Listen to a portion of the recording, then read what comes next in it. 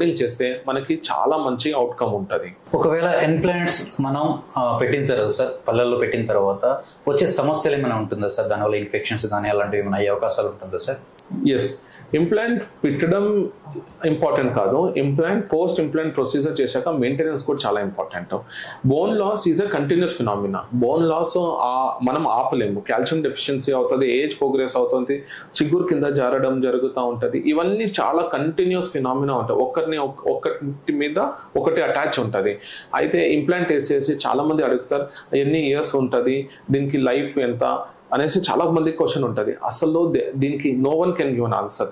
Anyone if you saying that no మంచిగా life long ఉంటుంది అంటే అతను మిమ్మల్ని మోసం చేస్తున్నట్టు. ఇంప్లాంట్స్కి మెయింటెనెన్స్ థెరపీ ఉంటుంది. అంటే ఎవ్రీ 6 months to 1 year మనం డాక్టర్ని కలుస్తూ ఉండాలి.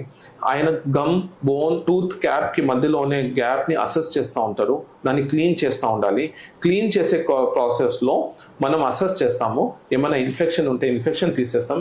రీసర్ఫేసింగ్ చేసే కొద్దీ ఇంప్లాంట్ లైఫ్ లాంగిటివిటీ పెరుగుతుంది. మనము ఒకసారి ఇంప్లాంట్ వేసుకొనేసి మనం ఎప్పుడో ఒక 5 సంవత్సరాలకు వచ్చి కనపడితే దాని లైఫ్ తగ్గిపోతూ ఉంటుంది. ఎందుకంటే ఎముక అరిగిపోతూ ఉంటుంది, దాని కింద మన పంటి మధ్యలో ఎట్లా మనకి చెడు ఉండిపోతుంది, అట్లనే ఇంప్లాంట్స్ దగ్గర కూడా చెడు ఉండేసి ఇంప్లాంట్స్ని లూజ్ చేయడము, ఇంప్లాంట్ లూజ్ అయిపోవడం ఇవన్నీ జరుగుతూ ఉంటుంది. అందుకే ఇంప్లాంట్ ప్లేస్మెంటే కాదు, ఇంప్లాంట్ మెయింటెనెన్స్ కూడా చాలా ఇంపార్టెంట్. ఇంప్లాంట్ సర్జరీ తర్వాత సార్ పేషెంట్స్ అసలు ఫుడ్ ఏమేమి తీసుకోవచ్చు?